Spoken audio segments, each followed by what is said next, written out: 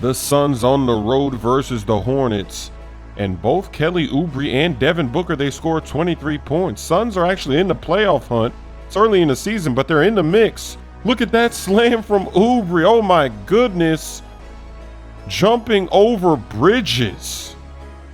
He got him there for a second. Then Devin Booker lets it go from near the hash for the splash. The Suns have a lead, and Booker gets left open again. That's not smart.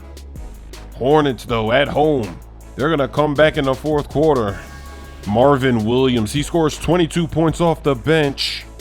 They're running the same play over and over. They have no answer. Another layup off the glass and one for Williams.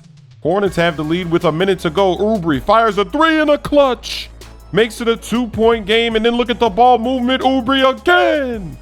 2 clutch threes to give the Suns the lead. Hornets are in shock. 14 seconds left. Can they tie the game? The three doesn't even hit the rim, and the Suns come back late to win. The Smoove hat is now available.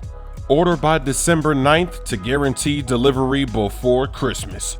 Go to chrissmoove.com. Link is in the description. Touchdown! Oh no!